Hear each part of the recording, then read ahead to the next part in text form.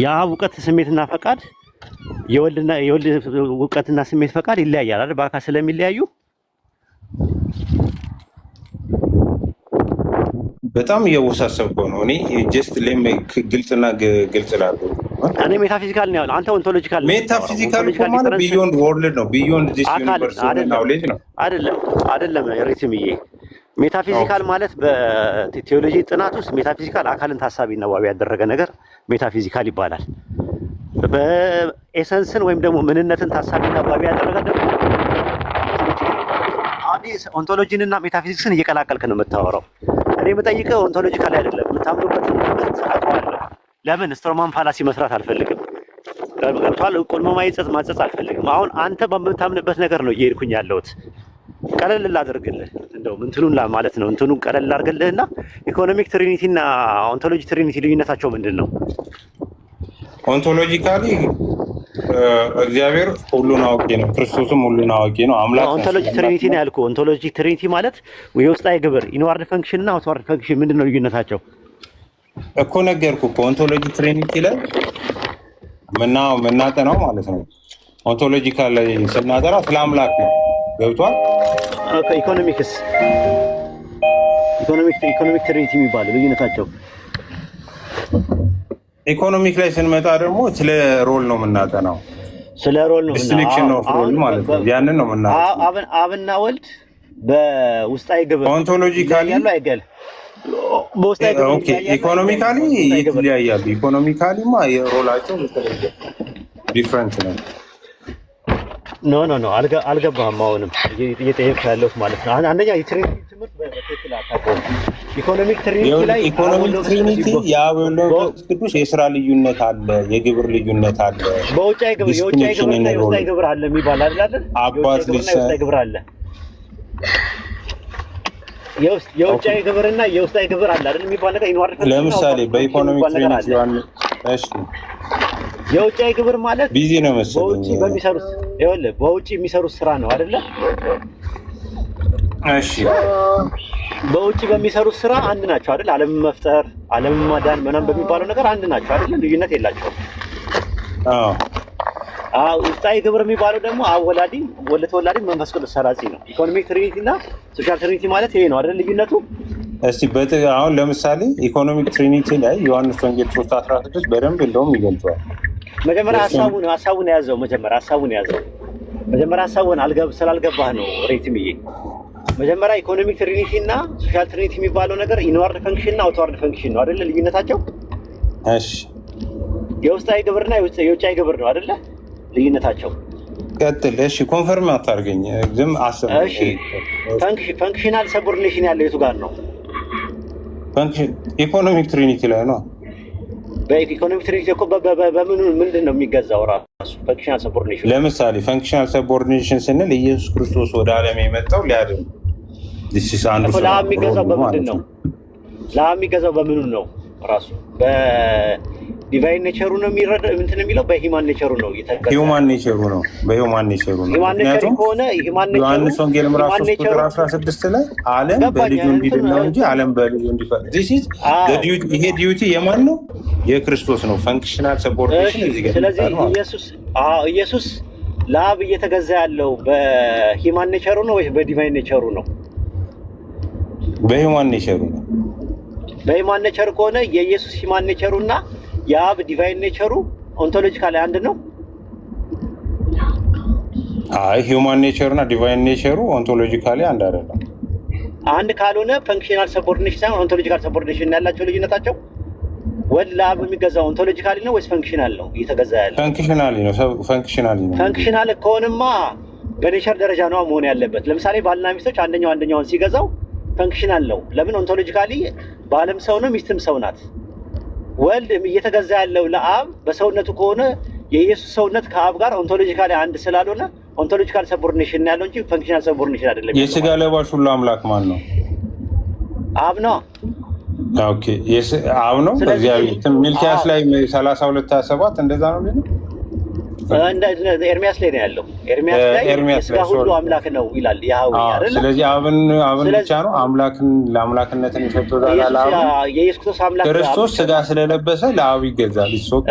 እኮ ለአብ ብቻ ነው እኮ ለወልድ አይገዛም ኢየሱስ። ለመንፈስ ቅዱስ አይገዛም ኢየሱስ። ኖ መንፈስ ቅዱስ የአካል ስም ነው ወይ? ኖ አይገዛም። ኢየሱስ መንፈስ ቅዱስ ባይ ኔቸር እኮ አምላክ እኮ ነው። መንፈስ ቅዱስን ተወውና ኢየሱስ ለአብ የሚገዛው በምኑ ነው የሚገዛው? በሰውነቱ ነው አይደለ? ያ ሰውነቱ ለአብ የሚገዛው ኦንቶሎጂካል ነው ወይስ ፈንክሽናል እየተገዛ ያለው? ሥጋ ስለለበሰ ፈንክሽናሊ ይገዛል።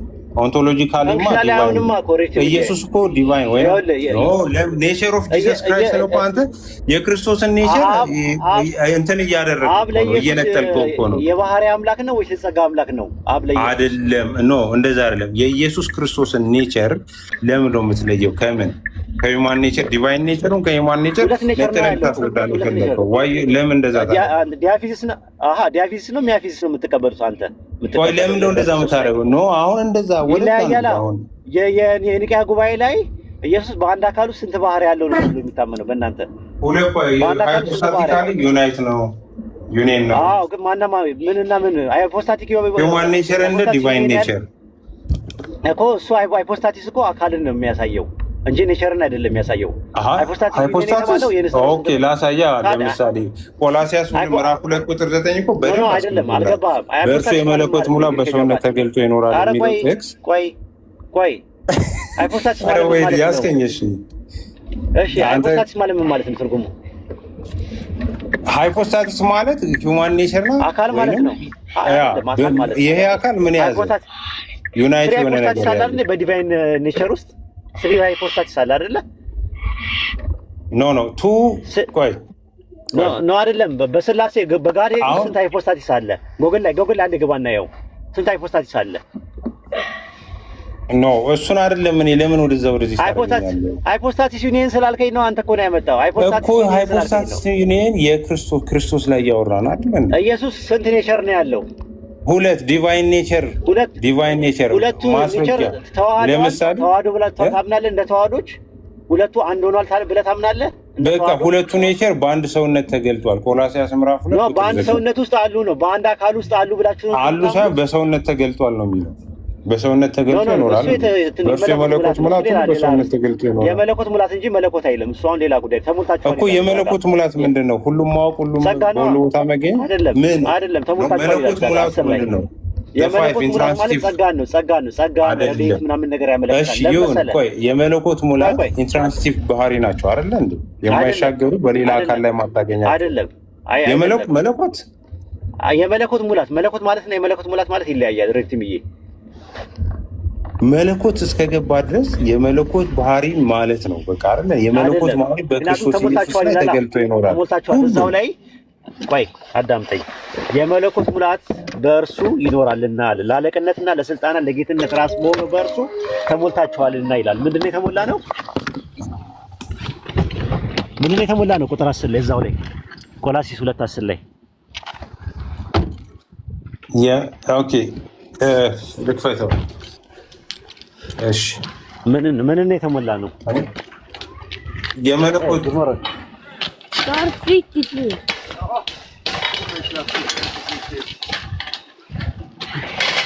ሄሎ ቀጥል። ይኸውላችሁ ለአለቅነት ለስልጣናት ሁሉ ራስን በሆነው በእርሱ ሆናችሁ ተሞልታችኋል ይላል። ምንድን ነው የተሞላ ነው? የተሞላ ነው ምንድን ነው? ለአለቅነትና ለስልጣናትም ሁሉ ራስ በሆነ የተሞላ ነው ምንድን ነው እኮ በክርስቶስ የተሞላ ነው ምንድን ነው? እዛ ላይ ቆላሲስ ኖ እኔ እዚህ ጋር አይደለም እኮ 9 ላይ ነው ጥያቄ እኮ የመለኮት ወደዚህ አታርገኝ። ይኸውልህ ቆይ ልንገርህ። በእርሱ አለ ማለት በክርስቶስ የመለኮት ሙላት ተገልጦ የሚለው ነገር በነገራችን ላይ በአማርኛው ላይ ነው ያለው፣ እንግሊዝኛው ላይ የለም። ራሱ ከፈለክ ማየት ትችላለህ። ተገልጦ ማኒፌስት የሚል ነገር የለውም። አማርኛ ላይ ነው የጨመሩት። በእርሱ የመለኮት ሙላት በአካል ይኖራል ነው የሚለው። አካል የተባለችው ደግሞ ቤተክርስቲያን ናት።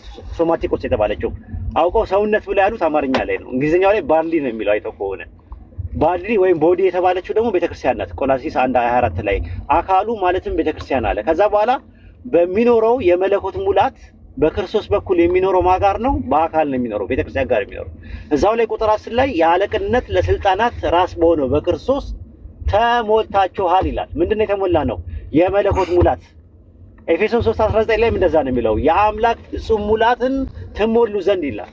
ስለዚህ ሰው የሚሞላው የመለኮት ሙላት ማለት ጸጋውን፣ ረድኤቱን፣ ቸርነቱን የሚያመለክት እንጂ ስለ ዲቫይን ኔቸር የሚያወራው ነገር አይደለም። አንደኛ ነገር አይደለም። ሁለተኛ እርሱ የተባለው ማን ነው? ወይ ክርስቶስ መሲሁ የመለኮት ሙላት ሁሉ በሰውነት ማለት ሰውነት ምን በአካል ባሊ ሶማስ በማን አካል? በክርስቶስ አካል ተገልጦ ይኖራል እያለ አካል የተባለችው ቤተክርስቲያን ዳሴት። ስለዚህ አሁን ለምሳሌ ለዛ እኮ ነው ቅድም ኢየሱስ ክርስቶስ የመለኮት ሙላት በሰውነቱ ስለተገለጠ ኦል ኖዊንግ ነው ያልኩት። ስንመጣ ይኸውልህ ወደዚህ ኦል ኖዊንግ ነው ያልኩት በዚህ ምክንያት ነው።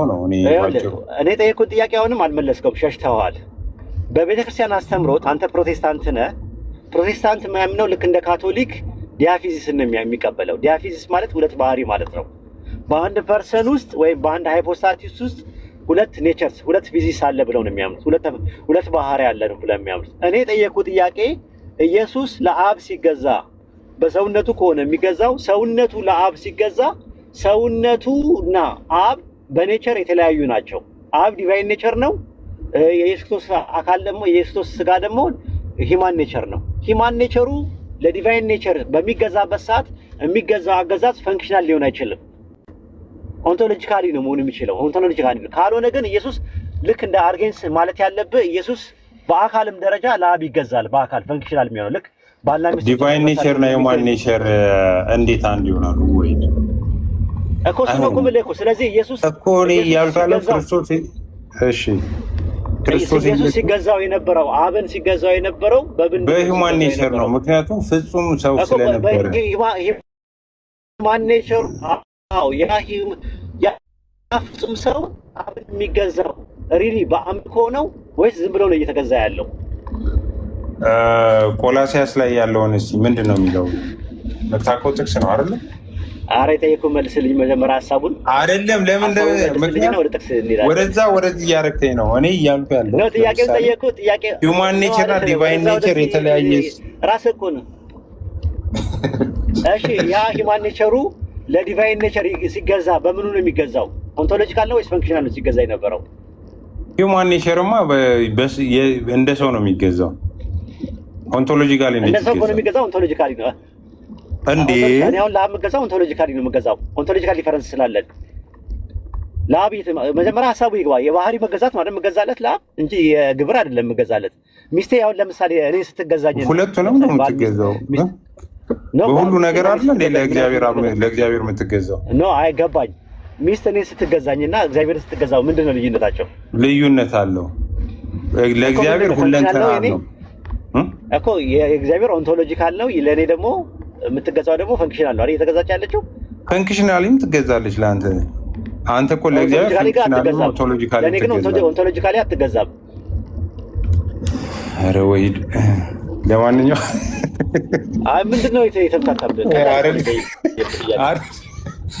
በጣም ወደዛ ይብራብህ ወደዚህ ሳይሆን እኔ ውስጤም ስለቸኮለ እሺ አንደርስታንድ ቴክ ከመማ እሺ በቃ ታይም ውሰድ እናንተ ሌላ ቀን ብቅ በል እሺ። እሺ ወይድ ቴንክ ዩ ቻው።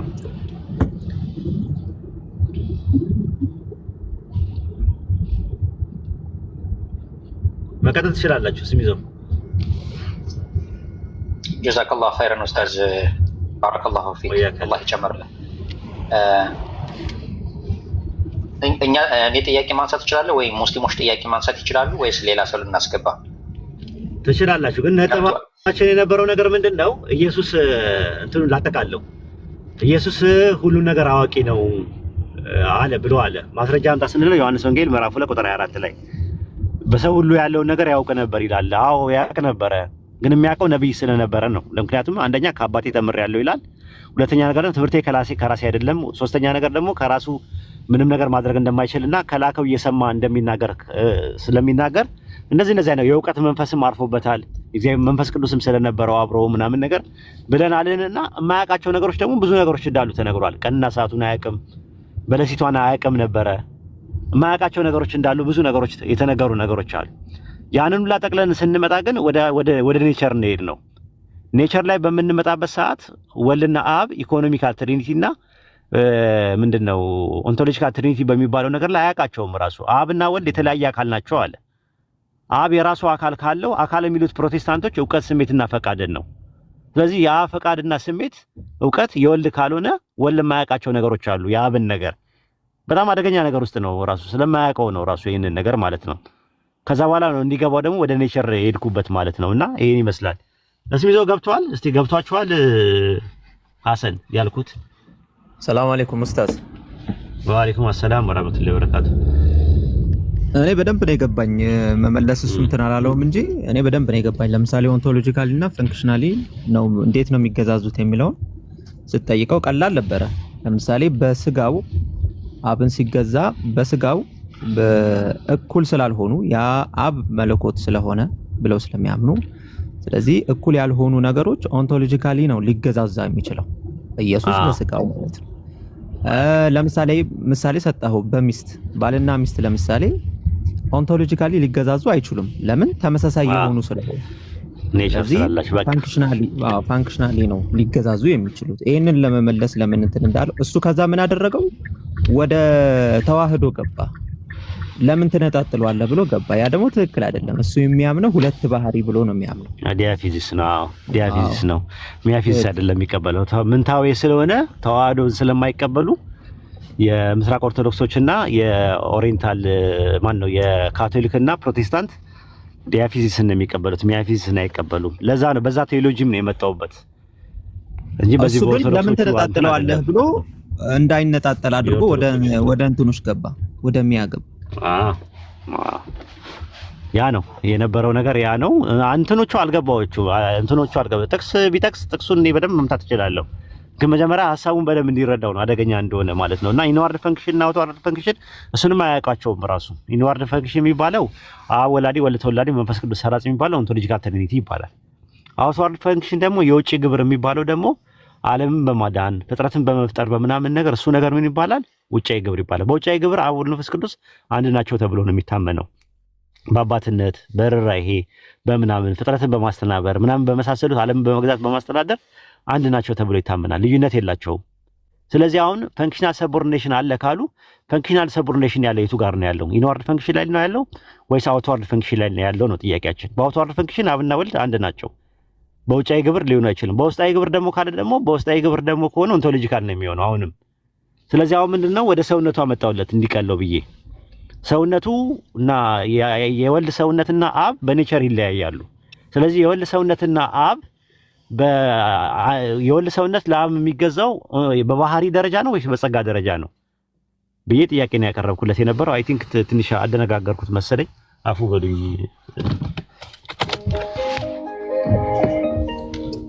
ጀዛከላ ኡስታዝ፣ ቆንጆ ትምህርት ነው።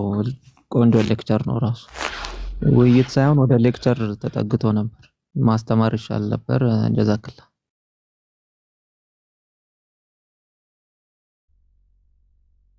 ቀጥሉ ወንድሞች። ያሲ ነው እስሚዙ ሰላም አለይኩም ወራህመቱላሂ ወበረካቱ። መምሬ አለይኩም ሰላም ወራህመቱላህ። ማሻአላህ ዱካም እስካሁን በተወያዩት ነገር ላይ ታችሁና እያዳመጥክ ነበር ይመስለኛል። ያልገባህ ነገር አለ? አዎ ያልገባኝ ነገር አለ። ሰላም ናችሁ? እንዴት ናችሁ? አሰላሙ አለይኩም ሁላችሁ። ወአለይኩም ሰላም ወራህመቱላሂ ወበረካቱ። ጥያቄህን አንሳና ኡስታዝን ጠይቅ። ጥያቄ ምንድነው መሰለህ፣ ኢየሱስ የሚገዛው በሰውነቱ ነው ወይስ የሚለው ላይ ውዝግብግብ ጭብርብር ነው ያለብኝ። ታውቃለህ? ኮላፕስ ተገዢና ገዢ የሚባለው ኢየሱስ የሚገዛው በስጋው አይደለ? አሁን ወይድ ያመጣው ነገር ምንም ታውቃለህ አይጨበጥም፣ አይዳሰስም።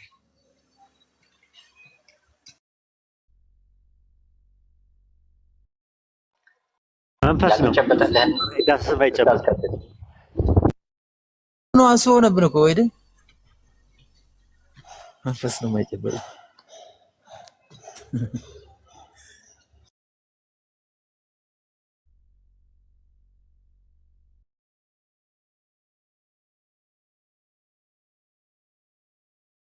ምናልባት ዱከም መጨረሻ ላይ የኡስታዝ ወሂድ እንትኑን ቢያስረዳህ ጥሩ ነው። ለምሳሌ ይሄን ብሎ መመለሳቸው ምን ሊያመጣ እንደሚችል ኢንዋርድ እና አውትዋርድ በሚባልበት ጊዜ ራሱ ኦንቶሎጂካል ነው ፈንክሽናል ላይ የሚገዛው የሚለውን መጨረሻ ላይ ምን ኮንክሉዥን ላይ እንደሚያደርሳቸው ኡስታዝ ቢያብራራልህ የዛኔ ግልጽ የሚሆንልህ ይመስለኛል። አይመስልህም ዱከም? አልጨበጣል ምንድነው መሰለህ ምንም ታውቃለህ አጠባልልኝ ያለ አሁን ኢየሱስ የሚገዛው በስጋው ነው አይደል?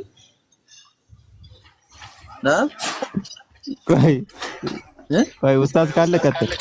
አይ ቆይ አንተ ጋር አውራ እስቲ ምናልባት እንትን ፍንጭ ቆመጣለህ። ኧረ ከኔ ጋር አሰላሙ አለይኩም ወራህመቱላሂ ወበረካቱ። ሐሳቡ ምን መሰለህ ላስረዳ ልጁ ያልገባው ነገር ይኸውልህ ኢየሱስ ለአብ ይገዛል ብለው ያምናሉ። አሁን ጥያቄ የሚነሳው የሚገዛው አብ እንዴት ነው የሚገዛው ብለን ስንላቸው ልክ እንደ ባልና ሚስት ነው። ባልና ሚስት አሁን ለምሳሌ ሚስት ለባሏ ስትገዛ እያመለከችው አይደለም። ማን ነው ስትገዛ ኦንቶሎጂካል አይደለም። ለምሳሌ ማለት ነው ኦንቶሎጂካል ማለትና ፈንክሽናል ማለት ልዩነቱ ምንድነው? የባህሪ መገዛትና የግብር መገዛት ልዩነቱን ልንገርህ። ዘፍጥረት ምዕራፍ 1 ቁጥር 28 ላይ ፈጣሪ ምንድን ነው የሚለው? ሰው እንስሳትን ይግዛው ይላል አይደል? ዱከም ሲገዛው ሰው እንስሳን ሲገዛ በምንድን ነው የሚገዛው? በባህሪ ደረጃ ነው የሚገዛው ወይስ በግብር ደረጃ ነው የሚገዛው?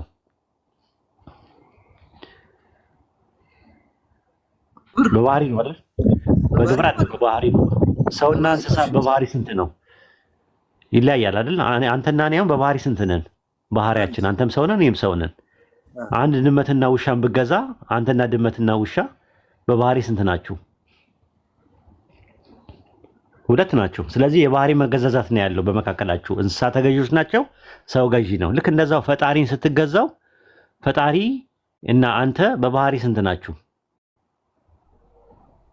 የተለያየ ናቸው። አዎ። ስለዚህ ለፈጣሪ ስትገዛ የባህሪ ነው የምትገዛው።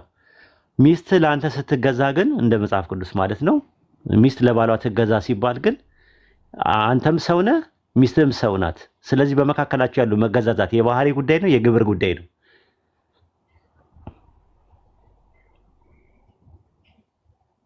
ዱከም ወይ ድምጽ እንዳይረብሽ ነው ግራይንደር እያጨው ስለሆነ ልጆች። እሺ የባህሪ ጉዳይ ነው የግብር ጉዳይ ነው ሚስት ለባሏ ስትገዛ?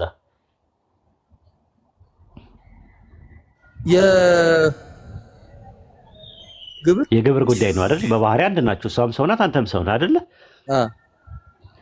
አሁን ኢየሱስ ለአብ የሚገዛው በምኑ ነው? በስጋው ነው ወይስ በአምላክነቱ ብለን ጥያቄ ያቀረብን። በምን አሉን? በስጋው አሉን። በስጋው አሉን። ስጋው ከአብ ጋር በኔቸር አንድ ናቸው። እንዴት ብሎ? ያው ስጋው ፍጡር ነው ሰው ነው እንትን። አሁን ስጋው ለአብ የሚገዛው የባህሪ ነው የሚገዛው ወይስ የግብር ነው የሚገዛው? ስለዚህ ኦንቶሎጂካል ሰብኦርዲኔሽን አለ በመካከላችሁ ማለት ነው። እንደዛ ከሆነ በቃ አውቶማቲካሊ ኢየሱስ ከጨዋታ ውጭ ወጣ ማለት ነው። ግልጽ ነው አርጊመንቱ። ብዙ ነገር እኮ ተበላሸ። በቃ እዚህ ጋር ዋብለው ተበላሸ። በቃ እሱ ነው ብለህ እንዳለ ነው በቃ ክርስትናን የሚንደው የኢየሱስ ማንነት ላይ አልጨበጣል ደስ አለኝ አሉ። አይ ጥያቄው ስላልገባው ነው እንጂ ጥያቄው ቢገባው ኖሮ እርግጠኛ ነኝ እንቅልፍ አይተኛም ነበር ልጁ። ጥሩነቱ አልገባውም አይደለስ ሚዞ። ይሄንን ለመቅረፍ ነው ኡስታዝ ኦርቶዶክሶች ላይ ይሄንን እንዴት ነው እንትን ማድረግ የሚቻለው?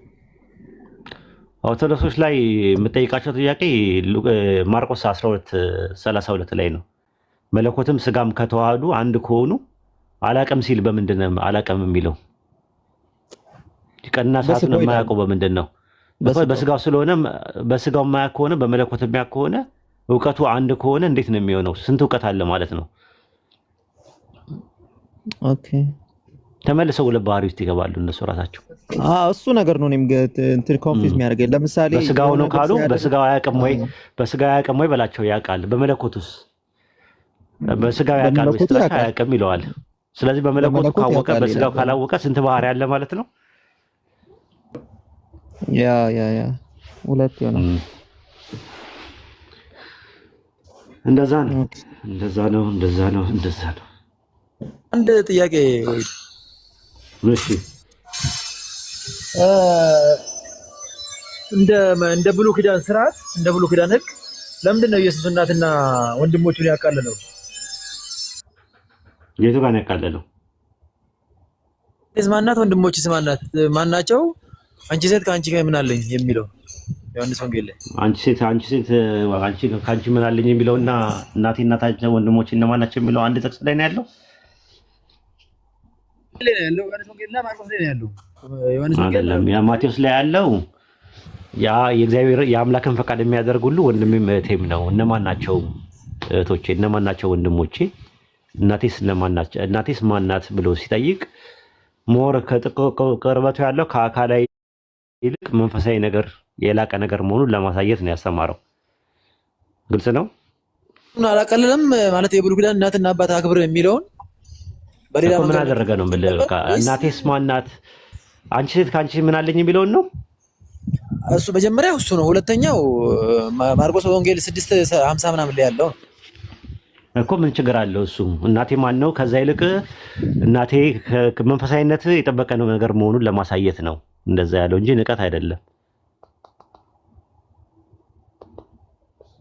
ሴት ከአንቺ ምን አለኝ ማለት ምንትን ኤልያስን ልጄን ፈውስልኝ ሲሉት አንቺ ሴት ከአንቺ ምን አለኝ ሲላት ምን ጠባለኝ ለማድረግ እምቢምልበት ምክንያት አለኝ ነው በእስራኤላውያን አነጋገር።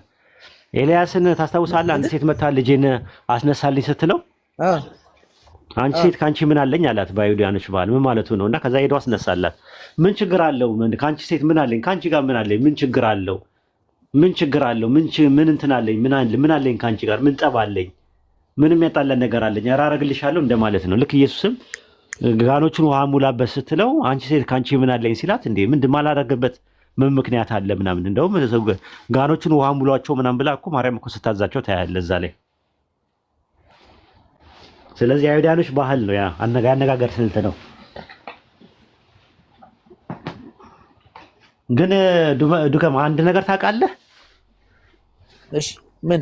አይ እሺ ያልከኝ ቶሎ ብለህ አንድ ነገር ታውቃለህ ወይ ስልህ አታውቅም እያልኩ ነው የሚመስለው በአማርኛ ላይ። አየው አባባል ነው ራሱ። አንድ ነገር ታውቃለህ ወይ ስልህ አንድ ነገር ብቻ ነው የምታውቀው አንተ ማለት ነው ወይስ የአነጋገር ዘይቤ ሆኖ የሆነ ነገር ለማለት ስፈልግ ነው? ያባ እንደዛ ነው፣ በዛ ሂሳብ ነው። ስለዚህ እንደዛ እንደማለት ነው። አንቺ ሴት ከአንቺ ምን አለኝ ሲላት ምን አለ ጊዜ ገና አልደረሰም ማለት። ጊዜ የትኛው ነው የተባለው ነገር? በነፍስሽ ሰይፍ ያልፋል የተባለው ጊዜ በአንቺ ውስጥ በነፍስሽ ሰይፍ ያልፋል። ማርያም ግን በልቧ ትጠብቀው። ማርያምን ስሞን ምን አላት? ህፃኑ ነው። ኧረ ምን ህፃኑ ነው? ምኑ ከምኑ አገናኘው? ወይ ጊዜው አልደረሰም አይልም? እንደዛ አይልም? ማርያም ትጠብቀው ነበር ይላል። ከሰይፉ ጋር ምን አገናኘው? ሰይፍ በልብሽ ያልፋል ሲላት ማርያም በልቧ ይሄን ነገር ምን ትለው ነበር ይላል። ኖ ሰይፍ በነፍስሽ ያልፋል ነው የሚለው እኮ። ሰይፍ በነፍስሽ ያልፋል ሲላት በልቧ ምን ትለው ነበር ማርያም ይላል? ትጠብቀው ነበር። ምንድን ነበር የምትጠብቀው የነበረው? እንትኑ ነው የተገባውን ቃል ነው። አይ ማለት መልአኩ የነገራትን። ምንድን ነው በልቧ ሰይፍ የሚያልፈው? ሰይፍ በልቧ አይደለም በነፍሷ ነው የሚያልፈው። እኮ በነፍሷ የሚያልፈው ሰይፍ ምንድን ነው? ሀዘን አይደለ? መከራ። ሀዘን። ያ ነገር የሆነው መቼ ነው? ጊዜው ገና አልደረሰም ነበረና ጊዜ ገና አልደረሰም ያላት በልቧ የምትጠብቀው የነበረው ምን ነበር መጨረሻ ላይ? ከዚህኛው ታዲያ ምን አገናኘው? ወይ እንዴት ብለህ ነው አንድ ላይ? ጊዜ ገና አልደረሰም ያለው የትኛውን ነው ጊዜ አልደረሰም ያለው? ኢየሱስ። እኔ ምን አውቃለሁ እናቴ። ማርያም በኋላ መጨረሻ ላይ ስታለቅስ አልነበረ እሱን ሲይዙት? ስለዚህ ያ ጊዜ ገና አልደረሰም ነው ያላት። በነፍሷ እሷ ትጠብቀው ነው፣ በልቧ ትጠብቀው ነበር። ማርያም የምትጠብቀው የነበረው በነፍሷ ሰይፍ ያልፋል፣ ሀዘን መከራው ነው። አረ ወይ እኔ እንትን አልከኝ እኮ። ልክ እኮ ነኝ። ምንድን ነው የተሳሳተ ነገር ካለ ንገረኝ። አልገባኝም። የሉቃስ ወንጌል ምዕራፍ 2 ላይ ስምዖን ማርያምን ሲነግራት በአንቺ በነፍስሽ ላይ ሰይፍን ያልፋል ሲላት እሷ ከዛ ጊዜ ጀምሮ በልቧ ምን ትለው ነበር ይላል? ይህን ነገር ትጠብቀው ነበር አለ አይደለ? ያ በነፍሷ ሰይፍ ያለፈው ኢየሱስ በተያዘበት ሰዓት ላይ ያጋጠማት መከራ ነው አይደለ? እንዴት አድርገን እኔ እንጃ። ታዲያ ያጋጠማት መከራ አይደል? እንደዛ በነፍሷ የምትጠብቀው ነበር። ከኢየሱስ መያዝና ከወይኑ ጊዜ ገና አልደረሰም ሲል የትኛውን ነው? ጊዜ ገና አልደረሰም ሲል የሚለው ታዲያ ምኑን ነው? የራሱን መከራ እያመለከተ ነው። ታዲያ እያመለከተ እኮ ነው። ከእሷ ጋር የተገጣጠመ ነው። እሷ ያቺን ነገር ስለምታውቀው እየተነጋገሩ ነው፣ እየተግባቡ ነው። የሚገርም ነው። አሰላሙ አለይኩም። ወአለይኩም ሰላም ወራህመቱላሂ ወበረካቱ። ከዚህ ጋር በዚህ ጥቅስ ላይ ግን የኢስተርን ኦርቶዶክስ ቸርች የሆነ ተውት ኤንድ ላይፍ የሚለው መጽሐፋችሁ ላይ ይሄኛው ኢንሱልት አድርጓታል ብሎ አስቀምጠውታል። ኧረ ዮሐንስ አፈወርቅ ከዛ በላይ ነው የሚለው ተወሱ። ማይር ደግሞ መጥቶ እዚህ የዋሰ እንትን ዱከም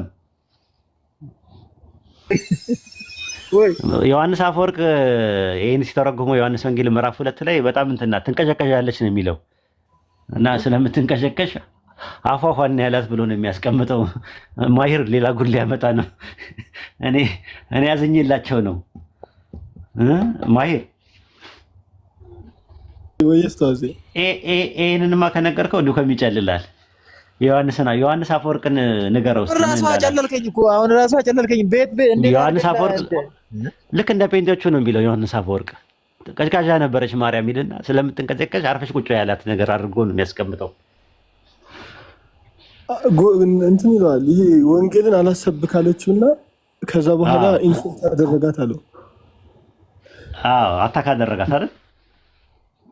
አዎ እንደዛ ነው የሚለው። አዎ ጴንጤዎች እንደሚሉት ማለት ነው።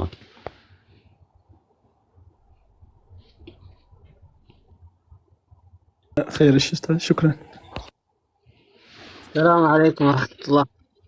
وعليكم السلام ورحمة الله وبركاته. هاكي ሰላም ነው ኡስታዝ፣ እንዴት ናችሁ? አልሐምዱሊላህ። ማሻአላህ እንዴት ነው?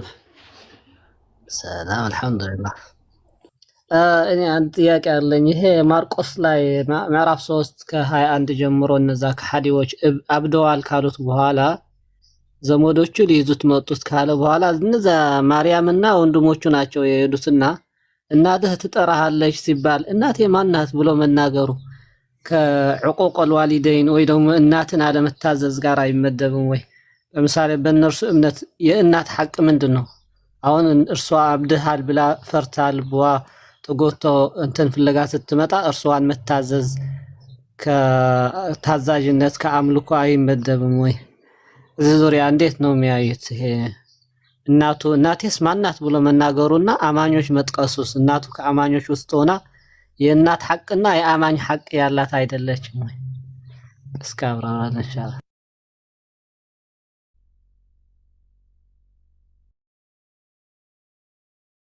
ኦኬ ሚት አድርጌ ነበር እንዴ?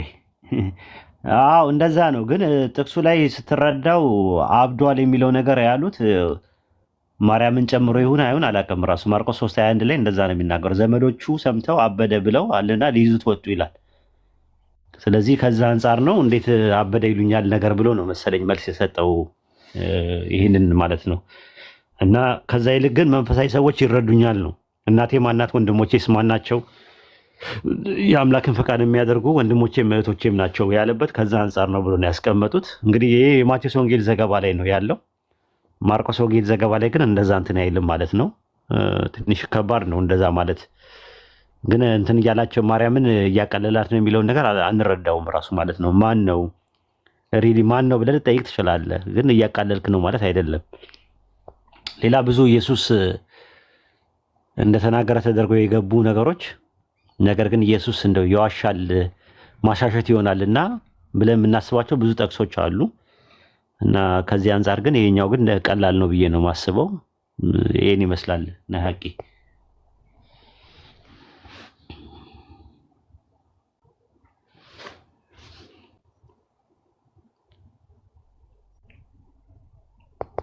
ሐሰን ጥያቄ ልጠይቅ ነበር አይደለ?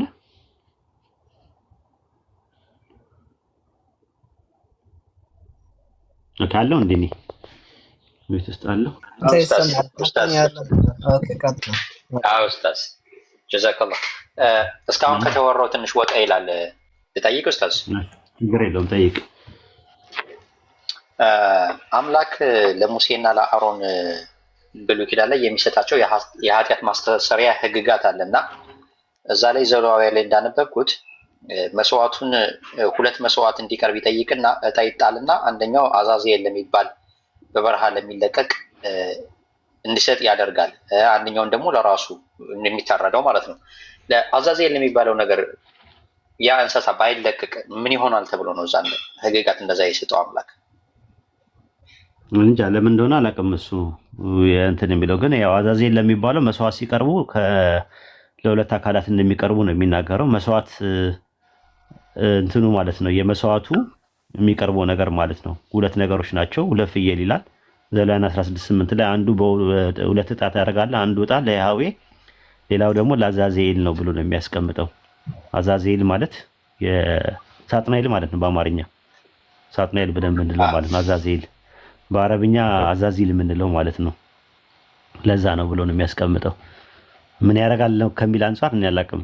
ምንም የተገለጸ ነገር ስለሆነ ስለሌለ አላውቅም። እኔ እሱን ምን ያደርገናል ፈርተውት ነው ምናምን መስዋዕት የሚያቀርቡለት አላውቅም። ግን ፈጣሪ እንዴት አንዱን ለኔ አንዱን ለሰይጣን አቅርቡ ብሎ እንዴት እንደዛ ይናገራል ነው የኛ ፖይንታችን። መስዋዕት የሚያክል ነገር ማለት ነው። እንግዲህ ቁርአን ላይ ሱረቱ ሀጅ ምዕራፍ 22 ቁጥር 34 ላይ እንደዛ ነው። ለአላህ ነው መስዋዕት የሚቀርበው ራሱ አላህ መስዋዕቶችን ወይም ደግሞ ቁርባን የሚባሉ ነገር መንሰክ የሚባለው ነገርን ለአላህ የሚቀርብ ነው ራሱ በሱረቱ ሀጅ ምዕራፍ 22 ቁጥር 34 ላይ እንደተገለጸው ማለት ነው። እንደውም በባይብል ላይ እኮ ከፈጣሪ ውጪ ለሌላ አምላክ የሚሰዋ ይጥፋ ነው ይገደል ቢለው ዘጸአት 22:20 ላይ ነው። ከዚህ ጋር እንዴት አይስማማም? ራሱ ከያህዌ በቀር ለአንዳች አምላክ የሚሰዋ ፈጽሞ ይጥፋ ይላል። ስለዚህ ከያህዌ ውጪ ለሌላ አምላክ የሚሰዋ ይጥፋ እያለ በእጅ አዙር ደግሞ ለሳጥናኤል ወይም ደግሞ ለአዛዚል ለሚባለው አካል መስዋዕት እንዴት ነው የሚቀርበው? አማርኛ ለሚለቀቅ ብሎ ነው ያስቀምጠው። ብልጦች ናቸው። ዘሌዋውያን 16:8 ላይ አንዱ ዕጣ ለእግዚአብሔር ሌላው ዕጣ ለሚለቀቅ ነው የሚለው። እንግሊዝኛውና ዕብራይስጡ ለአዛዚል ብሎ ነው ያስቀመጡት። አዛዚል ማለት ለእንትኑ ማለት ለአዛዚል ማለት ለሳጥናኤል ማለት ነው። ለሳጥናኤል አዲሱ መደበኛ ላይ በግልጽ አስቀምጠውታል። አዛዚል የሚለው ወንድሞቻችን አንዴ ቆይ ሰላም ብለናል። አንዴ ቆይ አዲሱ መደበኛ ላይ በግልጽ አዛዜል የሚለውን ስም ሁሉ አስቀምጠውታል። ሌሎች እትሞች ላይ ግን ለሚለቀቅ በሚለው ብቻ ነው ያስቀመጡት። ከዛ ደግሞ የአዛዜል ምንነትና ማንነትን ደግሞ በመጽሐፍ ሄኖክ ላይ በዝርዝር ተቀምጧል። አዛዜል ማን ነው? ምንድን ነው? መልአክ አምላክ መልአክ ልኮ ሩፋኤልን ልኮ እጅና እግሩን አስሮ ወደ ጨለማ እንዲወስደውና የሰዎችን ኃጢአት በሙሉ እንዲያሸክመው ያዘዋል። በዚህ ዘሌዋውያን ላይ ደግሞ መጥቶ መስዋዕት እንዲቀርብለትም ይጠይቃል። ብዙ ቦታ ላይ አለ። መጽሐፈ ሄኖክ 3:10 ላይ አለ። መጽሐፈ ሄኖክ 19:10 ላይ አለ። በጣም ነው የሚገርመው ማለት ነው። ይሄን ጥያቄ እስቲ ለዚህ ልጅ ጠይቀው። እሺ ወገናችን ሰላም ብለናል። እንዴት ነህ?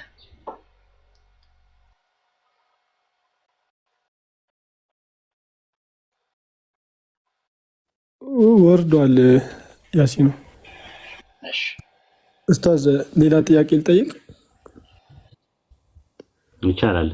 ግን አንተ ተጠያቂ እንጂ እኮ ጠያቂ አይደለህም። የሆነ መጽሐፍ እያነበብኩኝ ይሄ ፓትሪያርቲክ ኤቪደንስ ኦፍ ጁዊሽ ክርስቲያን የሚለው ላይ ጳውሎስ ክርስቲያን የሆነው ኢየሩሳሌም ሂዶ ቄስ ቤት ልጃችንን እንድርሃለን ብሎት ከዛ አንድርህም ሲሉት ነው ይላል። ይህን ታሪክ እንዴት ታየዋለህ ኡስታዝ? አላውቀውም፣ መጽሐፉ አላውቀውም። ለመጀመሪያም ጊዜ ነው ስሰማው። ዛሬ ነው ካንተ የሰማሁት። ምን ላይ ነው? ፓትሪያርቲክ ኤቪደንስ ፎር ጁዊሽ ክርስቲያን ሴክት የሚለው። ኦኬ፣ አላውቀውም። ወደ ኢየሩሳሌም ሂዶ እሳቸው ጋር ቆየ፣ አረፈ አለ። አስቀመጡት ቤታቸው ላይ። ከዛ ልጃችንን እንድርሃለን ብለውት ደን እሱ ደግሞ ከጊዜ በኋላ ከቆየ በኋላ አይተውት ጸባዩን ምናምን አይ ልጃችን አንድርህም ስንሎት ሂ ቢካም አንግሪ ኤንድ ሮት ኤገንስት ሰርኩሚሽን ይላል። ኦኬ ሊሆን ይችላል። ግን እኔ መጽሐፉን አንደኛ መጽሐፉን አላውቀውም፣ ሁለተኛ ነገር ደግሞ እሱ የተጻፈበት ምክንያት አሁን ማን ነው የጻፈው? ይሄን መጽሐፍ የጻፈው እንትና ነው። ይሄ ክሊጅን የሚባል ኤፍጂ ክሊጅን ወይ ደግሞ ዶክተር ሶርሱን ከየት አመጣው? ምንጩን ከየት አመጣው? ኦኬ ሙሉ እንትኑን ፒዲኤፍን ላክልህ ኡስታዝ መጽሐፉን ቴሌግራም ላይ ነው። ከየት አመጣው ነው የምልህ። ስታነበው ከየት እንዳመጣው ነው የሚጠቅሰው። ገብቷል። ከጥንት ሶርስ ይጠቅሳል ወይስ ዝም ብሎ ከራሱ እንዳይሆና በኋላ ላይ እንደዚህ አይነት ጥያቄ ይመጣል። እንደዚህ አይነት ምንጮች ስንጠቀም በኋላ ላይ ኬታ መጣችሁት የሚለው ነገር ጥያቄ እንዳይመጣ በተቻለ አቅም ምንጩ ቢነግረን። እኔ የተገለጸ ነገር አላነበብኩም። ጳውሎስ ወደ ክርስትና የገባበት ምክንያት ወይም ደግሞ ኢየሱስ ክርስቶስን መከተል የጀመረበት ምክንያት ሊያሳድ ሐዋርያ ስራ ላይ ያለውን ነው የማውቀው። ከዛ ውጭ ያለ አይመስለኝም። ራሱ ሰምቼም አላውቅም። ኦኬ እንትን አደርገዋለሁ እንጂ መጽሐፉ ነው እንትን ሶርስ እሱ ከወይ ቸርች ፋዘርስ ጋር ምናምን ቢኖር አሁን ማጥቃት ይቻላል። ግን አሁን ምንድነው ሰውየውን ብናመጣ እሱ ከየት አመጣው የሚለው ነገር ጥያቄ ይመጣል። ቸርች ፋዘርስ ጋር ከሆነ እነሱም ያምኑበታል። ሰውየው እየዋሸበት ቢሆን በጳውሎስ ብለው ግን ጥያቄ ቢያቀርቡልን መልስ ላይኖረን ይችላል ለኛ። ለዛ ነው ጠንከር ብታደርገው ጠንከር ያለ ስትሮንግ ብናደርገው ጥሩ ነው ከሚለው አንጻር ነውና በርታልን ማሄራችን።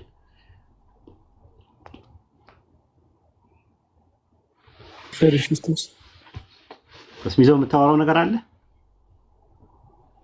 ኡስታዝ ሰሞኑን ታይሙ ጊዜ አመቻችተህ ምናምን አንድ ቀን ፕሮግራም ምናምን እንትን ተብሎ በስቅለት ዙሪያ ፕሮግራም ቢኖርክ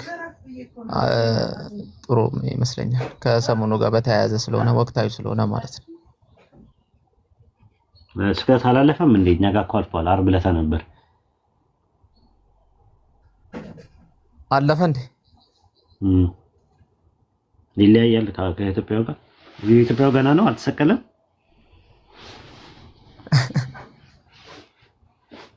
መቼ ነው ስቅለት?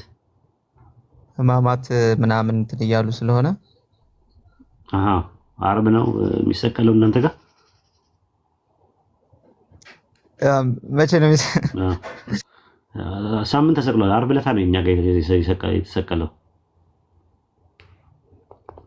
ገና እዚህ ገና አይደል እንዴ? ኢትዮጵያ ያላችሁ እስቲ ኦኬ አንድ ሳምንት ልዩነት አለው ማለት ነው። እሺ እኛ ጋር ገና አልተሰቀለም። ገና አልሰቀለም። በእነሱ ሀሳብ ማለት በእነሱ እምነት ነው ኮንቴክስት እየሄድን ያለ ነው እንጂ እኛ ተሰቅሏል ብለን አናምንም። ያው ኢትዮጵያን አድሬስ ስለምናደርግ በዋናነት ጊዜ ቢኖር ዛሬ ምንድነው? ዛሬ ማክሰኞ ነው። ስለዚህ አንድ ቀን ጥሩ ፕሮግራም ቢኖር እዛ ላይ እኔ አሁን ሰሞኑን የሚመቸኝ አይመስለኝም። ሲመቸኝ እገባለሁ ኢንሻአላህ። ሰላም አለይኩም ኡስታዝ፣ ከስቅለት ጋር ተያይዞ ጥያቄ ላቅርብ ይቻላል? አንድ ጥያቄ። ኢየሱስ እንደዚህ ቲ የሆነ መስቀል ላይ ነው እንዴት ተሰቀለው? ግሪክ ላይ ምናምን ተመለከትኩትና እንደዛ አይልም፣ ቀጥ ያለ እንጨት ላይ ምናምን የሚል ነገር አየሁ። ስታውሮስ ቢለው የግሪከኛው ቃል ያው ቀጥ ያለ እንጨትንም ሊያመለክት ይችላል። እንደገና ደግሞ የተሳቀለንም ሊያመለክት ይችላል ራሱ ማለት ነው። እንጨት በእንጨት ላይ ነው የሚለው ግን የዋ ምስክሮች ኢየሱስ ክርስቶስ የተሰቀለው ቀጥ ባለ እንጨት ላይ ነው። አይሁዳኖች ሰዎችን ሲሰቅል የነበሩት ቀጥ ባለ እንጨት ነው። ሙሴ በምድረ በዳ እባብን ሲሰቅለው ቀጥ ባለ እንጨት ላይ ስለሰቀለ ኢየሱስ ደግሞ እንደ እባቡ ከተሰቀለ ቀጥ ባለ እንጨት ነው ይላሉ ክርስቲያን። እነዚህ ደግሞ ፕሮቴስታንቶቹ ምናምን ደግሞ ምን ይላሉ? ኢየሱስ እባብ እጅ ስለሌለው ቀጥ ባለ እንጨት ላይ ነው የሚሰቀለው። ኢየሱስ ግን እንደዛ አይደለም። ኢየሱስ የተሰቀለው በሮማውያን ሕግ ነው። ሮማውያኖች ናቸው የሰቀሉት። ሮማውያኖች ሲሰቅሉ ደግሞ በተሳለቀ እንጨት ላይ ነው ብለው ያምናሉ። እና ከዛ አንጻር ነው ሌሎችም እንትኖችም ማስረጃዎችን ያመጣሉ። የክሱን ጽሕፈት ከራሱ በላይ ያኖሩት ይላል። ቀጥ ባለ እንጨት ላይ ቢሰቀል ኖሮ ከእጁ በላይ ያኖሩት ይል ነበረ የክሱ ጽሕፈት። እና ከዛ አንጻር የዋ ምስክሮችን ውድቅ ያደርጉባቸዋል ማለት ነው። አርጊመንቱ ማለት ነው።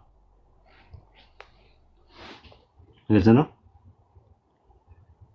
ነው ኡስታዝ። ግን ለምሳሌ ሊትራሊ እነሱ የሚሉትን ነገር ማለት አብዛኞቹ ይጠቀሙበታል። መስቀል ጋር በተያያዘ መሰረት ተደርጎ ነው ራሱ የሚያዘው አብዛኛው እነዚህ የክርስትና ዶሚኔሽን ላይ። ግን ሊትራሊ መረጃ ይኖር የታሪክ መረጃ ምናልባት ክርስቶስ ቲዩ ላይ ነው የተሰቀለው የሚል የለም። እንደዛ የለም። በቃ ይሄ መስቀል ኢየሱስ የተሰቀለበት መስቀል በእንደዚህ አይነት ነው ብሎ በሰማይ ታየኝ በህልም ያለው ቆስጠንጢኖስ ነው። ከዛ ጊዜ ጀምሮ ነው ራሱ ቀጥ ባለ እንጨት ላይ ሳይሆን በእንትን ላይ እንትን የተባለው ማለት ነው። እና እንደዚህ አይነትም እንትኖች አርጊመንቶች አሉ። ቀጥ ባለ እንጨት ላይ ነው የተሰቀለው አይሁዳኖች ሰው ሲሰቅሉ ቀጥ ባለ እንጨት ላይ ነው የሚሰቅሉት። ስለዚህ ቀጥ ባለ እንጨት ላይ ነው የተሰቀለው ምናምን ነገር የሚለው ነገር ትንሽ አወዛጋቢ ነው ለረጅም ጊዜ። በኋላ ላይ መስቀል የሚባለውን የተሳቀለበትን ክሪስ ክሮስ የሆነውን ነገር ክሮስ የሚለውን ቃል ለሃይማኖታቸው አርማ ብቻ ማን ሳይሆን የጸጋ ስግደት ይገባዋል፣ መከበር ምስጋና ይገባዋል የሚል ትምህርት ነው በኋላ ላይ መጣ ማለት ነው፣ ለመስቀሉ ማለት ነው። እንዲህ አይነት ትምህርቶች አሉት። በተረፈ አልጎሪካል ክሮስ አለ እና እሱን አሁን ክርስቲያኖች አያውቁትም። ታውቀዋለህ አልጎሪካል ክሮስ የሚባለው? እኔ አላውቅም። በቃ ይሄንን ነገር ሁላችሁም ስሙ፣ ይጠቅማቸዋል። ይህን አርጊመንት እስካሁን ድረስ ማንም ክርስቲያን መቋቋም የማይችለው ነው። ኢየሱስ በማቴዎስ ወንጌል ምዕራፍ 16 አንድ የሚናገረው ቁም ነገር አለ። ምን አለ? የሚወደኝ ቢኖር መስቀሉን ተሸክሞ ይከተለኝ ይላል። የራሱን መስቀል ቁጥር 24 ላይ ይዩት ሁላችሁም። በዛን ጊዜ ኢየሱስ ለደቀ መዛሙርት እንዲህ አላቸው፣ እኔ መከተል የሚኖር ቢኖር ራሱን ይካድ መስቀሉን ተሸክሞ ይከተለኝ አለ። መስቀሉን የሚለው ሂስ ክሮስ ነው የሚለው። ሂስ ክሮስ የማንን ክሮስ? የራሱን ክሮስ። ኢፍ ኤኒ ማን ዊል ካም አፍተር ሚ፣ እኔ መከተል የሚፈልግ ሌት ሂም ዲናይ ሂምሰልፍ፣ ራሱን ይካድ ኤንድ ቴክ አፕ ሂስ ክሮስ፣ መስቀሉን ይሸከም፣ የራሱን መስቀል ይሸከም ይላል። አሁን ጥያቄ የምናነሳው ስሚዞ ሰው ያለው የራሱ መስቀል ምን አይነት ነው?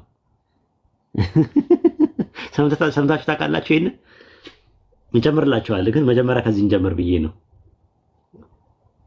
የራሱ መስቀል ሂስ ክሮስ ነው የሚለው። እንግሊዝኛውን አውጣላችሁ። የራሱ መስቀል ተሸክሞ ይከተለኝ ነው የሚለው። የራሱ መስቀል እና ሰው የራሱ መስቀል አለው ወይ? አይ መስቀል ማለት ትርጉም አለው ካሉም በቃ ክርስትና እንዳለ ይፈርሳል። ራንጎ ግባ ራንጎ ና ገባ ፈትተስስተስ መስቀል ማለት መከራ ምናምን የሚሉትስ? ሰላም አለይኩም። በምንም ይተርጉሙት፣ ግን ቃል በቃል እንጨት አይደለም ማለት ነው ተሸክሞ የሚለው እንጨት አይደለም ነው የሚሉት። ስለዚህ መስቀል ማለት እንጨት አይደለም። መስቀል ማለት መከራ ነው። እሺ ጥሩ። ዓለም ለኔ የተሰቀለበት እኔም ከዓለም ለተሰቀልኩበት ከጌታችን ከኢየሱስ መስቀል በቀር ትምክህት ከኔ ራቅ ሲል ጳውሎስ የተሰቀለበት መስቀል ምንድን ነው? ዓለምስ ለጳውሎስ የተሰቀለው መስቀል ምንድን ነው? ይሄንን ነው ሌላ አይደል? አየው ቁጥር 14 ላይ ዓለም ለኔ የተሰቀለበት አለ፣ እኔም ለዓለም የተሰቀልኩበት አለ። ጳውሎስ ለዓለም የተሰቀለበትና ዓለም ደግሞ ለጳውሎስ የተሰቀለበት መስቀል ቃል በቃል የእንጨት መስቀል ነው አይደለም ካሉ ከኢየሱስ በስተቀር ዓለም ለኔ እኔ ለዓለም የተሰቀልኩበት የኢየሱስ መስቀል ነው ይላል። የክርስቶስ መስቀል ማለት ቃል በቃል እንጨቱ ነው ወይስ ጳውሎስና ዓለም የተሰቀሉበት መስቀል ምን አይነት መስቀል ነው? ያበሉበት አይሆንም እነሱ። ስለዚህ የክርስቶስ የተሰቀለበት መስቀል ቃል በቃል መስቀል አይደለም። ያ መከራ ተብሎ ሊፈታ አይችልም እሱ ያ። ስለዚህ ኢየሱስ የተሰቀለበት መስቀል ቃል በቃል የእንጨቱ አይደለም ማለት ነው። አይደለም ሳይሆን እንጨት መከራውን የተቀበለ እንጨት ላይ ነው። ኦኬ ዕብራውያን ምዕራፍ 6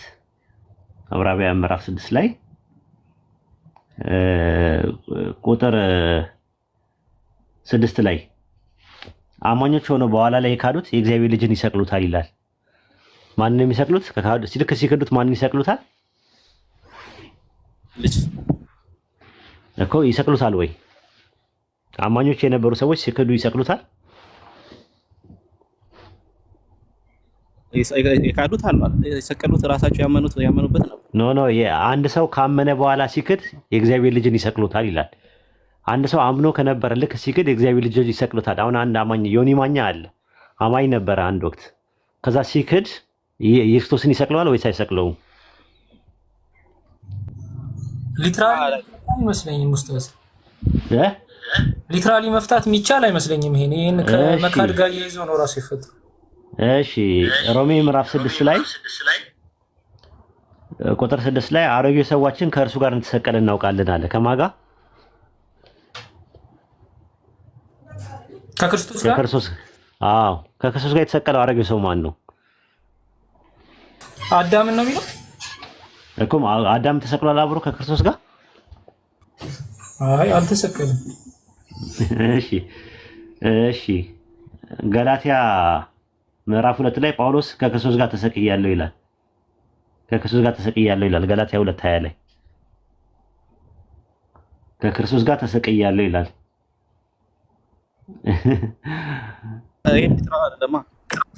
እሺ ገላትያ ምዕራፍ 5 ቁጥር 24 ላይ የክርስቶስ ኢየሱስ የሆኑት ስጋን ከክፉ መሻቱና ከምኞቱ ጋር ሰቀሉ ይላል።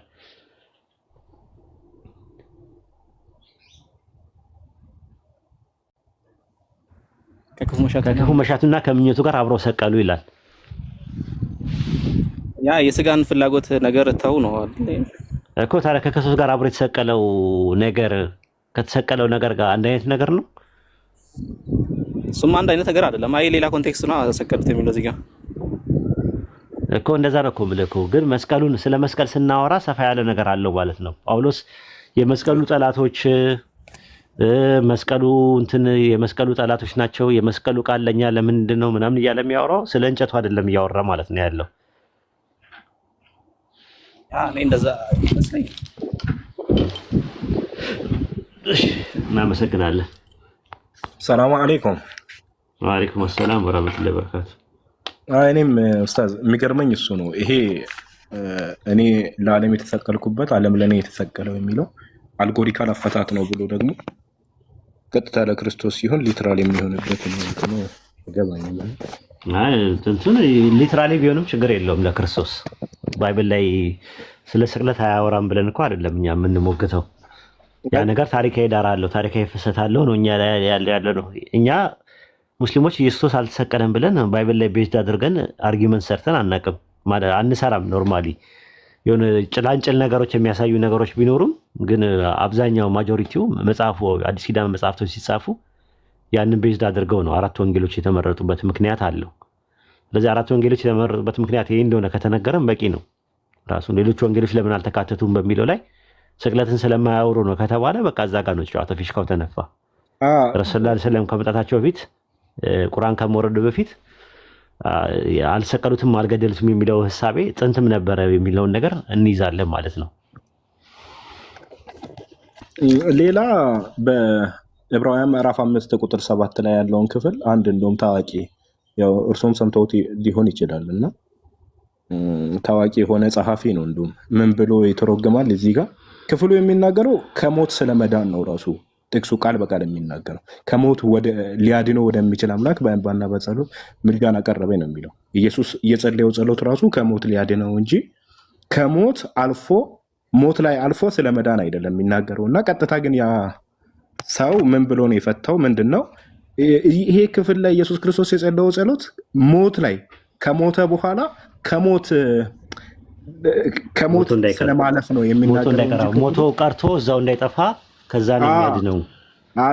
እንደዛ ነው ብለውት እንደዛ ተረጎመ። ግን ክፍሉ ይመቻል ወይ ነው? ለዚህ በፍጹም የሚመች ዮሐንስ ወንጌል 12 ላይ ታገኛለህ፣ ቁጥር 27 ላይ ታገኛለህ። አባቱ ከዚህ ሰዓት አድነኝ ነው የሚለው። የጸለየው ጸሎት ጸልየዋል ቢለው ከሞት ሊያድነው ወደሚችል ከብርቱ ጮትና እንባ ጋር ጸሎትና ምልጃን ሲያቀርብ የጸለየው ጸሎት ምንድነው ብለህ ጥያቄ ያቀርብለት። ከዛ የጸለየው ጸሎት አባቱ ቢቻለች ጽዋ ትለፍ የሚለውና ዮሐንስ ወንጌል 12:27 ላይ ደግሞ ከዚህ ሰዓት አድነኝ ብሎ ነው የጸለየው። አድነኝ ብሎ ከጸለየ ከዛው ሰዓት ላይ ነው ያዳነው ወይስ ከሞተ በኋላ በሶስተኛው ቀን ስለማንሳት ነው የሚያወራው ብለህ ጥያቄ ታቀርብለታለህ። ክፍሉ የሚናገረው ከሞት ስለመዳን እንጂ ሞት ውስጥ አልፎ ስለመዳን አይናገርም ነው እኔም የሚለው ዕብራውያን ላይ። እንደዛ አይደለም። እነሱ እንደዛ ነው የሚተረጉሙት፣ አንተ እንዳልከው ነው የሚተረጉሙት። ግን አንተ እንዳልከው ነው የሚሆነው ማለት ነው። ከዚህ ሰዓት አድነኝ ምን ብሎ ጸለየ? ከሞት ሊያድነው ወደሚችል ጸለየ ይላል። ምን ብሎ ነው የጸለየው ብለህ ብትጠይቀው መልስ አይመልስልህም። አንተ ግን ምን እንደጸለየ ዮሐንስ ወንጌል 12:27 ላይ ገብተህ ከዚህ ሰዓት አድነኝ የሚለውን ጥቅስ ታመጣውና ያ ሰዓት ምንድን ነው ብለህ ብትጠይቀው ያኔ እንትን ነው አባቱ ቢቻለች ጽዋ ከኔ ትለፍ የምትለው ናት ማለት ነው። እኔማ የገባሁት ኡስታዝ የሆነ አንድ እዛው ላይ ግን ሀሳብ አለ። ይሄ ያው የስቅለት ጉዳይ ከሞት ምንድን ነው አባቱ ከዚህ ሰዓት አድነኝ ብሎ ወይም ደግሞ እቺ ጽዋ እንደኔ ፈቃድ አይሁን እንዳንተ ፈቃድ ይሁን ቢቻለች እቺ ጽዋ ከኔ ትለፍ ሲል የኢየሱስ ክርስቶስ ፈቃድ ምንድን ነው? የኢየሱስ ክርስቶስ ምኞት ምንድን ነው? ኢየሱስ ክርስቶስ ምኞቱማ ከሞት መዳኑ ነው። ክፍሉ እንደሚያምር። ስለዚህ ዮሐንስ ወንጌል 8 ላይ ቁጥር 44 ላይ ፈሪሳውያን ኢየሱስ ክርስቶስን ለመግደል የሚያስቡት ነገር የማምኞት ነው የሚለው የሰይጣን የአባታቸው ዲያብሎስ። ስለዚህ ኢየሱስ ክርስቶስ የተመኘው የሰይጣን ምኞት ነው እንዲሞት። ማነው ያ ምኞት? የሰይጣን ምኞት ነው ባንልም እኔ ባልልም እሺ። ማነው ማቴዎስ ወንጌል ምዕራፍ 16 ቁጥር 17 ላይ ደግሞ መሰቀል የለብህም ሲለው አንተ ሰይጣን ዞር በል የእግዚአብሔርን ሐሳብ እንጂ የሰውን ሐሳብ አታውቅምና አለው። ስለዚህ ኢየሱስ ክርስቶስ እንዳይሰቀል የሚለው የማን ምኞት ነው? የሰይጣን ምኞት ነበር። ጴጥሮስም ደገመው እዛ ክፍል ላይ። ኦኬ። ስለዚህ ሰይጣን ኢየሱስ ክርስቶስ እንዳይሰቀል የሰይጣን ምኞት ከነበረ ዮሐንስ ወንጌል ላይ ደግሞ ኢየሱስ ክርስቶስ እንዲሞት የሰይጣን ምኞት ነው ይላል። የትኛው ነው ትክክል? ይሁዳን ራሱ ኢየሱስ ክርስቶስ እንዲሸጥ ሐሳብ ያመጣለት ማን ነው?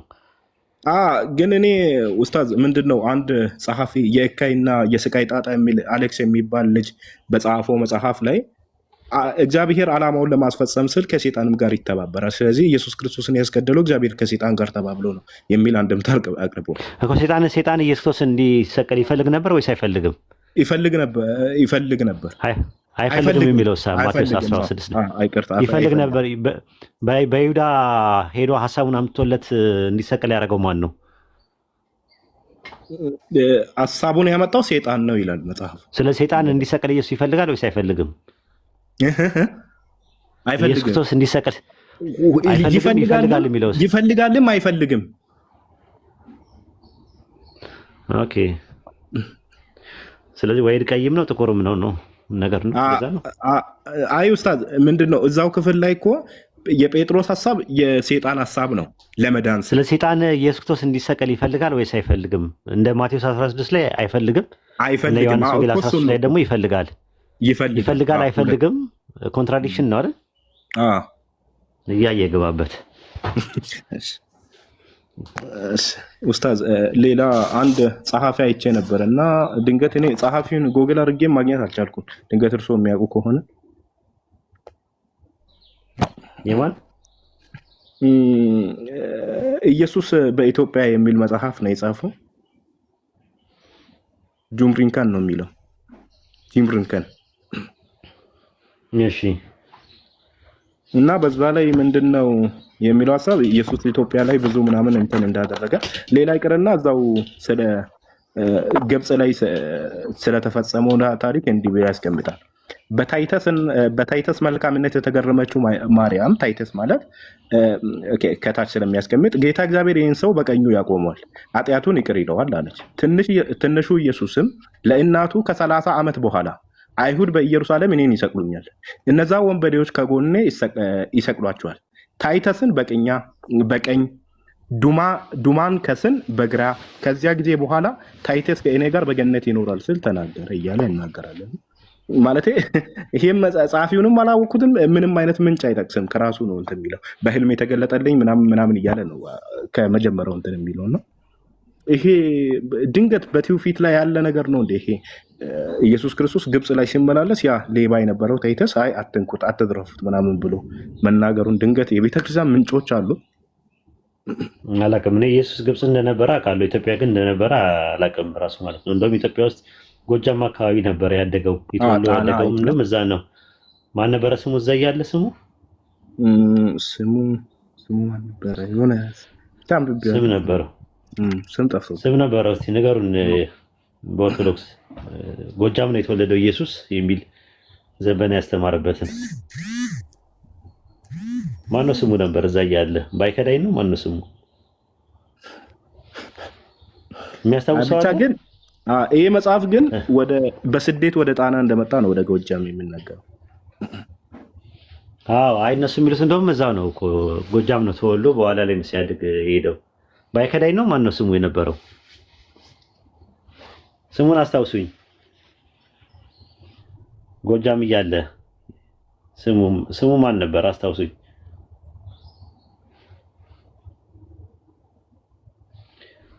ስሙን አስታውሰው ነበር እኔ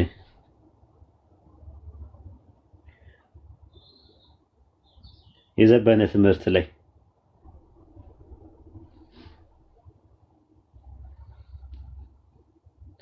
አስታውሰን ስሙን እስከምናስታውስ ማለት ነው። ኡስታዝ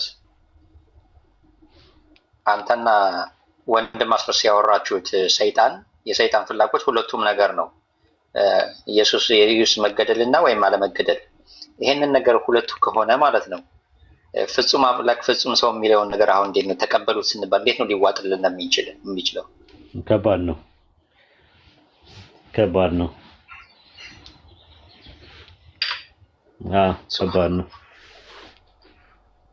ያለኝ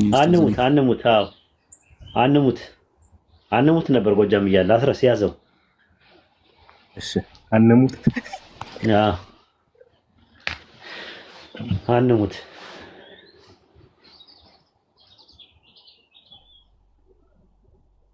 ኡስታዝ ሶስት ኬት እንዳደረገው አገኘሁት። የጳውሎስን ኦኬ ከማን ፓናሪዮ ላይ ኤፒፋነስ ነው ራሱ ኢቦናይትን ሄረሲ ሲያደርግ እንደዚህ ብሎ ያምናሉ ብሎ የጻፈው የኢቦናይቶች ናቸው እንደዛ እንትን የሚሉት። ኦኬ እንትን ላይ የትኛው መጽሐፍ ስንተኛው ቮሊዩም? እንትን ላይ ቮሊዩም 1 ላይ ቻፕተር 30 ላይ። ኦኬ ለያዘው ለእንትን አሁን አላየውም ሲመቸኝ እንትን እንድል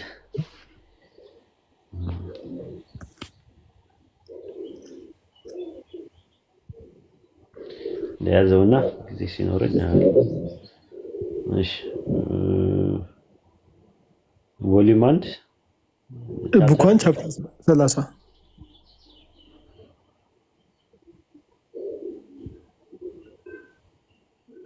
ኦኬ አለ እሺ አለ ኢቦናይቶች ናቸው እንደዛ ብለው የሚያምኑት። ስለዚህ እኛ እናምንበትም ሊሉም ይችላሉ። እነሱ ያሉትን ነገር እንደ መረጃ ማርገና እንይዘውም ሊሉ ይችላሉ። ታውቃለህ? አውቃለሁ። እነሱ ብዙ ሀሳብ አላቸው። አሳ ነበረም ያሉ አለ እኮ በኢቦናይት የጳውሎስ ላይ ምን ነበረ? አሳ ነበር ያለው አለ። ማን ነው አሳ የነበረው? ጳውሎስን በዛ መልክ ይገልጹት ነበር። ኦኬ እንግዲህ እንዚዛ ማለታቸው እሱን አሳ ነበረ የሚበላ አሳ። ይሄ ምን ብሎ ይገልጹታል መሰለህ? ለአንብብልህ መጽሐፎች ላይ there are fragments from Basilides አለ writing which suggest that he taught a doctrine of reincarnation or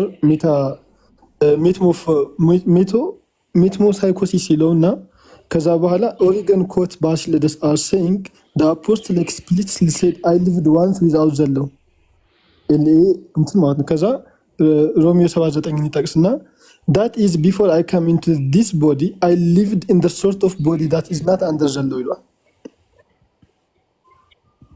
ሳይተስ a beast or a bird ብሎ ያስቀምጧል። ኦኬ አይና ለቅም እንደ ነገሮች እንዳልኩ ነው። እኔ አንድ ነገር መምታት ስንፈልግ በራሳቸው ነው መምታት ያለብን፣ በራሳቸው ዱላ ነው። ከሌላ ከሆነ ግን ዱላው ላይቀበሉት ይችላሉ። ከዛ አንፃር ነው። ለምሳሌ የአጉስቲን ተናግሮት ቢሆን ወይ ደግሞ ዮሐንስ አፈወርቅ ወይ ደግሞ እንደዚህ ቸርች ፋዘርስ በሚባሉ ተናግረው ቢሆን እነሱን ለመምታት ቀላል ነው። እንግዲህ የኛው አካባቢ ላይ እንትን ማለት ከባድ ነው እና ከዛ አንፃር ነው ኢንሻአላህ። ኡስታዝ አንድ ጥያቄ ቀጥል። አስረስ ኡስታዝ እንትኑ ኢቦናይት የመጀመሪያዎቹ እንግዲህ አንደኞቹን ባሲለደስ መሪ እንደነበረ ዋናው እንትን እንደሆነ እንግዲህ ኢራኔስ ጽሁፉ ላይም እንትን ብሏልና የባሲለደስን ሐሳብ ነው የሚያንጸባርቀው። ግን ሌሎችም ኢቦናይት ሴክቶች እንደነበሩ ይናገራል። ይሄ ቤተክርስቲያን ቸርች ሂስትሪ ላይ ማለት ነውና እነዛ መሪያቸው ማን ነበር? ድንገት ኢቦናይት እኮ የአንድ ሰው ስም አይደለም። የአንድ ሰው ስም ነው ብሎ ያለው ያስተማረው እንትና ነው አይደል? ጄሮ ነው እንደዛ ያስተማረው እኮ ቡድን ነው። ግን ሁለት ሴክት ነበረው አይደል? ኢቦናይት ነው የመጀመሪያ የነበሩት ራሱ ድሃዎች ማለት እኮ ነው። ድሆች እንድናስብ ዘንድ ይገባናል ሲል ጳውሎስ ገላትያ ምዕራፍ 2 ላይ ድሆች እንድናስብ ዘንድ ሐዋርያቶች አደራሉን ብሎ ሲል ድሆች የሚለውን ኢቦናይት ተብሎ ነው የተጠቀመው። ራሱ ኢቦናይት ማለት ራሱ ድሆች ማለት ነው በዕብራይስጥ። ኢቦን ማለት ድሃ ማለት ነው። ኢቦናይት የሚባሉት ደግሞ ድሆች ማለት ነው። ከዛ አንጻር ነው እነሱ የመጀመሪያ የነበሩት ማለት ነው። በኋላ ላይ ግን ወደ ሴክትነት ወደ 2-3 ሴክት እንደተከፋፈለ የሚያሳዩ የታሪክ ማስረጃዎች አሉ። ከዛ አንጻር ማለት ነው። እና ኢቦናይት መጀመሪያኑ ናዝራውያን ይባላሉ። ናዝራውያን ራሱ ኢቦናውያን ይባላሉ። ከዛ አንጻር ነው። አልሰቀሉትም አልገደሉትም የሚለው መጽሐፌ ላይ ኢቦናውያን እና ናዝራውያን የሚለውን በደንብ ለማየት ሞክሩ፣ ሌሎቻችሁ ማለት ነው። አስረስ እንኳን ስለሚያውቀው ይህን ይመስላል።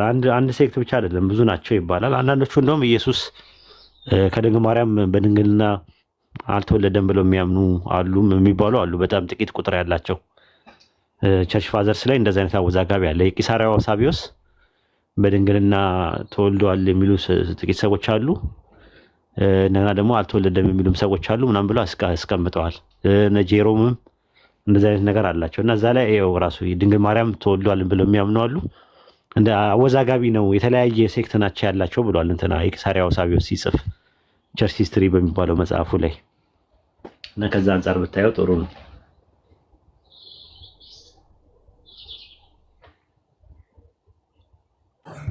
ኡስታዝ ምናልባት ከቅድም ስታነስ የነበረው ከጥፍ ወንጌላ ጋር ተያይዞ ሊትራሊ ምናልባት ቦታውን ትጠቁመኛል? ኢየሱስ እንትና ነበር የተሰቀለው። ይሄ ማን ነው ስሙ? ይሁዳ ነበር የተሰቀለው። ኢየሱስ በሩቁ እያየ ሲስባቸው ነበር ምናምን ቢሉ እሱ እንትና ነው የባስሊዲስ ወንጌል ላይ አይ ቲንክ ኢራኔስ መሰለኝ የጻፈው ራሱ አልገደሉትም አልሰቀሉትም የሚለው መጽሐፍ ላይ ይኸው አለ እሱ መጽሐፍ እጅ ላይ እጅ ላይ እንኳን የለም። የት ነው ያለኸው? መርካቶ አካባቢ ነኝ። አይ እንዴት አናዳለህ? መርካቶ አካባቢ ላይ ሆነ ሂድና ከአብዱ መርካቶ ተቀበል። ሂድና እዛ ላይ አለ፣ በጣም በስፋት አለ። እሱ ብቻ ሳይሆን ሌሎችም አለ። ግብጽ ውስጥም የተገኘ አለ። ራሱ ኢየሱስ ይስቅ እንደነበረ ራሱን እንዳልያዙት ስምዖን የሚባለውን ሰው ይሁዳ ሳይሆን ስምዖን የሚባል የቀኖናዊ ስምዖን የሚባል ሰው እሱን ይዘው እሱ መስሏቸው ሲሰቅሉት ኢየሱስ ወደ ላይ ከፍ እያለ እያረገ ሲስቅባቸው ነበር የሚለው ነገር እሱ ላይ ነው ያለው። ግን ኡስታዝ ከዚህ ጋር በተያያዘ አንድ ተጨማሪ ሀሳብ፣ ጥንት ክርስቲያን ነበሩ። ለምሳሌ ሁለተኛውና ሶስተኛው ክፍለ ዘመን የነበሩ ክርስቲያኖች ነበሩ እንደዚህ የሚያምኑ። መጽሐፉን ራም በቪድና በጣም ወደኋላ ነህ ገና ነህ አንተ። ተበልተሃል ፈይሰል። ወይ ኡስታዝ መርሃባ እንዴ አስበልተኛል። ይሄ እኮ አይ ዝም ብዬ አይቻለሁ። ቼክ ለማድረግ እኮ ነው መጽሐፉ ላይ ሳይሆን አንዳንድ እንትኖችን አገላብጣለሁ። አብዱ ምንም ነገር የለም እንዴ እንትን ድጋሚ ታተመላችሁ እንዴ? አልሰቀሉትም አልገደሉትም የሚለው መጽሐፍ የለኝም ነው የሚለው። እስቲ አውሰው ስሚዞ ይሄ ልጅ አውሰልኝ ዋና ሰሞኑን ስንጨፋጨፍበት ሳይሆን ቆይቷል እኮ መጨፋጨፍ የጀመረው እንደዚህ የመጀመሪያው ተክፍለ ድሮ ምን ይላሉ መሰለ ፈይሰል፣ ከነቢዩ መሐመድ በፊት አንድም ሰው ኢየሱስ አልተሰቀለም ብለው የሚያምን ሰው አልነበረም እና የታሪክ ማስረጃ የላችሁም ይሉን ነበር ድሮ። ከዛው አልገደሉትም አልሰቀሉትም ነው ሊዘረግፍ ነው መሰለኝ። አልሰቀሉትም አልገደሉትም የሚለው መጽሐፍ ጽፈን የታሪክ ማስረጃ ስናመጣ ደግሞ መናፍቃን ናቸው አሉን ፈይሰል። ኡስታዝ በጣም ዲባንክ የሚያደርገው ሀሳብ እሱን ሀሳብ ነው። ራሱ ሙስሊሞች ራሳቸው ያመጣችሁት አስተሳሰብ ነው ብለው ነው የሚነሱት። ነበረ ግን ነበሩ እንደዛ ብለው የሚያምኑ ክርስቲያኖች ነበሩ። ያንን ስናመጣ ደግሞ መናፍቃን ናቸው ማለት ጀመሩ። ያ ነው ልዩነቱ። ሰማለህ ጀማ ትሰሚያለሽ? ዋርኒንግ እያለኝ ነው። ሳቅማ ቀረ። ማን ነው እንደዛ የሚልሽ? እኔ ልክፈት እንዴ ኡስታዝ? ማን አባቱ ነው? ዛሬ እኔ ልወጣ ነው። ግን ኡስታዝ ቆይ አንዴ ሳትወጣ በምን መረጃ ነው መናፍቃን ነው የሚሉት? ለምሳሌ እነሱ ይሄን ከነሱ ትምህርት ጋር ስለሚቃረን ነው። ተሰቅሏል የሚለውን ትምህርት ጋር ስለሚቃረን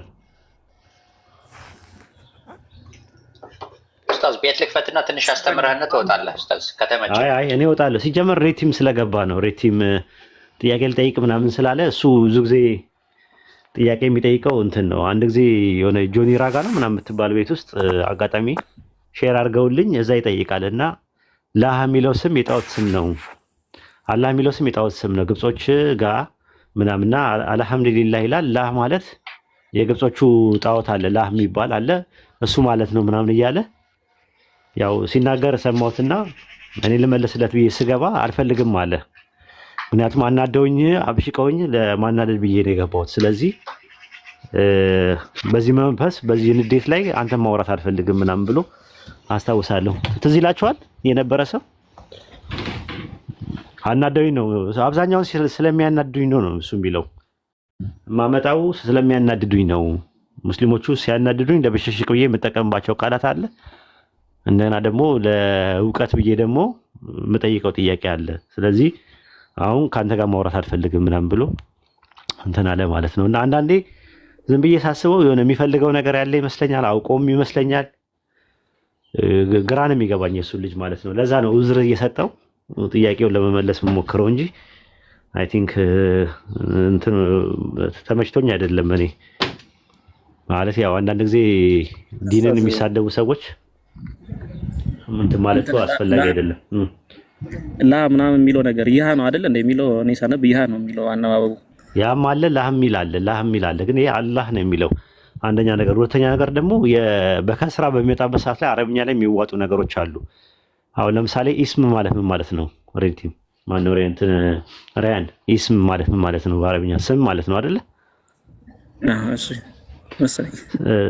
ለምሳሌ ኢስም ማለት ስም ማለት ነው። ግን ቢስም ነው ብለህ የምትለው ሲጀመር ቢስሚላህ ስትል ቢስም ነው የምትለው ቢስም ነውና ይሄ የለችም አይደል? ይሄ የት ገባች? ተዋተቻ እንትን በከስራ ሲመጣ መጅሩር መንሱብና መርፉ የሚባል ነገር አለ ራሱ ማለት ነው።